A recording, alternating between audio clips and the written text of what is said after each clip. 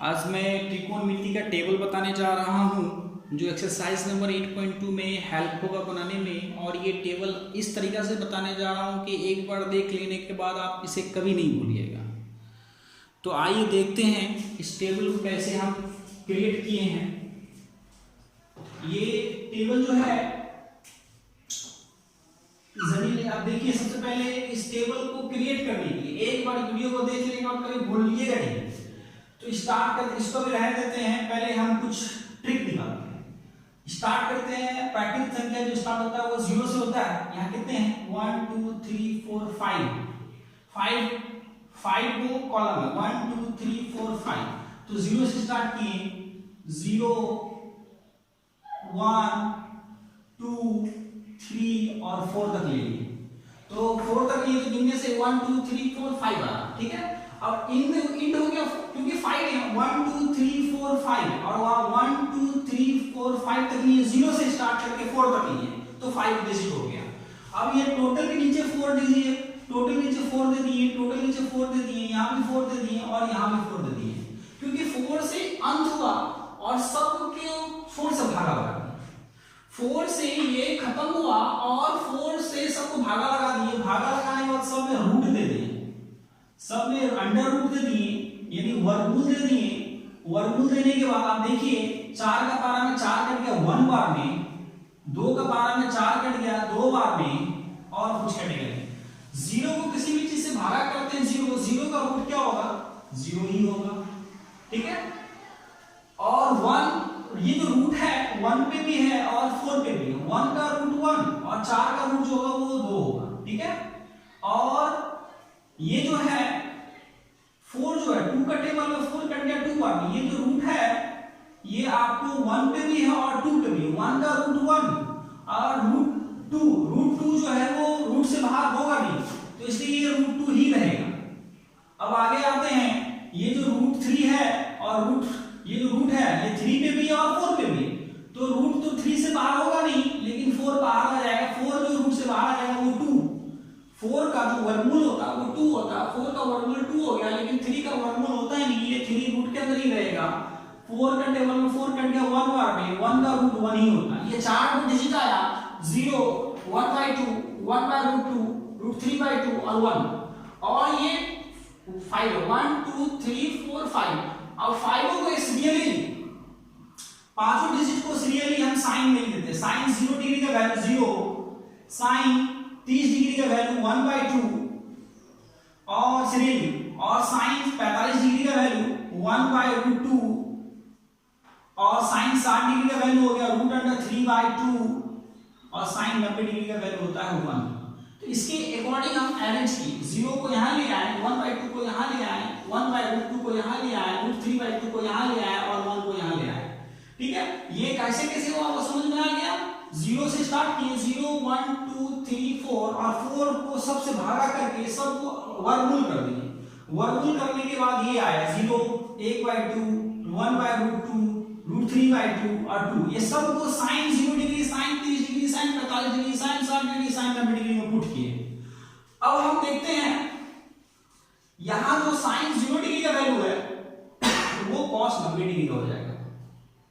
यहां sign 90 degree का value है वो cos 0 डिग्री का वैल्यू होता है, यानी कि ये वाला पार्ट जो है जस्ट इधर से दिखाएगा। ये टोटल इधर से उठाए, ये 1 यहां आ गया, ये √3/2 यहां आ गया, 1/√2 रहेगा ही और ये 1/2 आ गया 60 में और ये 0 डिग्री आ गया यहां 0।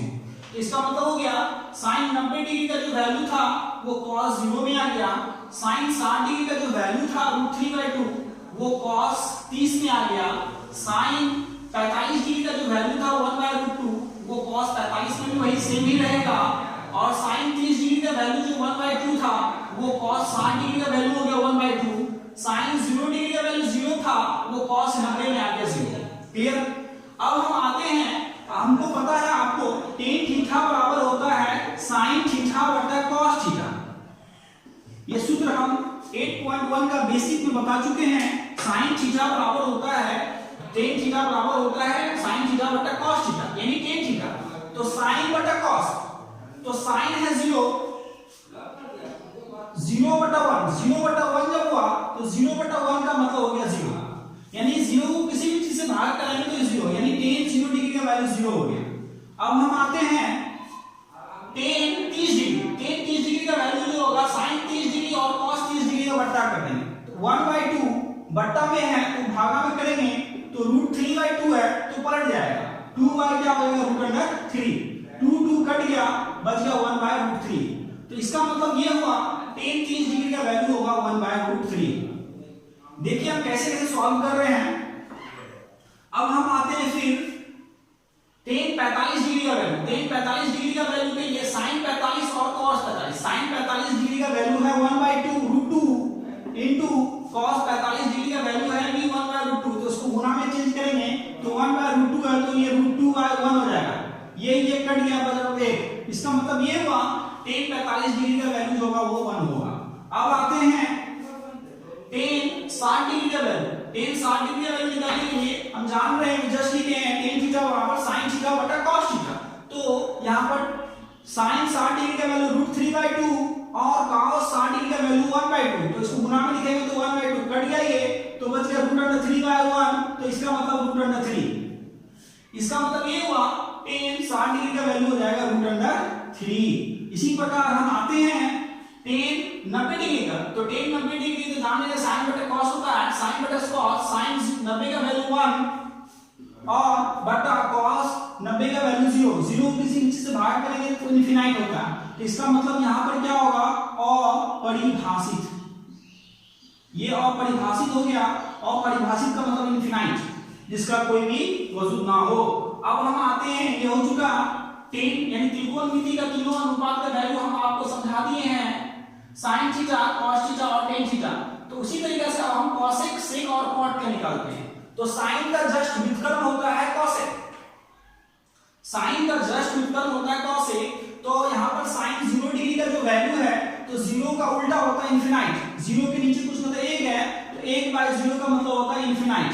यानी यहां पर जो sin 0 डिग्री का वैल्यू है वो cosec का हो जाएगा 0 का उल्टा यानी इनफिनाइट। इनफिनाइट का मतलब हो गया अपरिभाषित। अपरिभाषित। इसी प्रकार हम आते हैं sin 30 डिग्री का वैल्यू है 1/2 तो cosec 30 डिग्री का वैल्यू होगा 1/2 का जस्ट उल्टा 1/2 यानी 2। तो यहां पर देखेंगे cosec 30 डिग्री का वैल्यू हो जाएगा 2। इसी प्रकार आते हैं sin 45 डिग्री का वैल्यू है 1/2 तो इसका जस्ट उल्टा होगा √2/2। इसका मतलब हो गया √2। तो यहां पर cosec 45 डिग्री का वैल्यू होगा √2। अब हम आते हैं cosec 60 डिग्री। cosec 60 डिग्री तो हम देखते हैं cosec 60 डिग्री के लिए sin 60 यानी sin का उल्टा cosec। तो sin 60 डिग्री का वैल्यू होता है √3/2। तो इसका व्युत्क्रम हो जाएगा 2/√3। तो इसका मतलब ये हुआ cosec 60 डिग्री का वैल्यू हो जाएगा 2/√3। अब हम आते हैं नेक्स्ट cosec 90 डिग्री। तो sin 90 डिग्री का वैल्यू होता है 1 तो 1 का उल्टा 1 ही होता है। ओके, अब हम नेक्स्ट आते हैं, गौर करने वाली बात, sin का व्युत्क्रम cosec है, उसी तरीके से cos का व्युत्क्रम जो होता है वो sec होता है। तो cos का जितना भी वैल्यू है cos 0, cos 30, cos 45, cos 60, cos 90 उसी का जस्ट उल्टा हो जाएगा sec। तो cos 0 डिग्री का वैल्यू 1 है, cos 0 डिग्री का वैल्यू 1 है, 1 का उल्टा 1।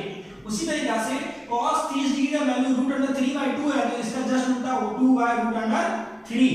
उसी तरीके से cos 45 डिग्री का वैल्यू 1/√2 है तो 1/√2 का उल्टा होता है 2। सिमिलरली cos 60 डिग्री का वैल्यू 1/2 होता है तो इसका जस्ट उल्टा हो जाएगा 2। इसी तरीके से cos 90 डिग्री का वैल्यू 0 है तो sec 90 डिग्री का वैल्यू इनफिनाइट होगा। एक चीज यहां पर यह समझना होगा आप लोगों को कि 0 का उल्टा इनफिनाइट, इनफिनाइट का उल्टा 0 होता है। ठीक है, अब हम आते हैं tan cot में।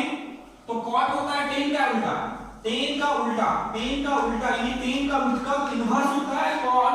तो cot 0 डिग्री का वैल्यू जो होगा 0 तो cot 0 का उल्टा होता है इनफिनाइट। तो यहां पर cot 0 डिग्री का वैल्यू इनफिनाइट, इनफिनाइट का मतलब होता है अपरिभाषित। इसी प्रकार हम आते हैं tan 30 डिग्री का वैल्यू 1/√3 तो 1/√3 का व्युत्क्रम होता है √3। तो यहां पर cot 30 डिग्री का वैल्यू होता है √3। इसी प्रकार tan 45 डिग्री का वैल्यू होता है 1, तो cot 45 डिग्री का वैल्यू होता है V1, यानी 1 का उल्टा 1 ही होता है। उसी प्रकार tan 60 डिग्री का वैल्यू होता है √3, तो √3 के नीचे कुछ नहीं तो 1 है, तो √3 का व्युत्क्रम होगा 1/√3। इसका मतलब ये हुआ cot 60 डिग्री का वैल्यू हो जाएगा 1/√3। अब हम आते हैं tan 90 डिग्री। tan 90 डिग्री का वैल्यू अपरिभाषित है, तो अपरिभाषित का उल्टा जस्ट अभी हम बताए थे 0 होता है, और 0 का उल्टा अपरिभाषित होता है। इस वीडियो को देखने के बाद त्रिकोणमिति का टेबल आप लाइफ में कभी नहीं भूलिएगा। थैंक यू, चैनल को जरूर सब्सक्राइब कीजिएगा और ये वीडियो को शेयर कीजिए।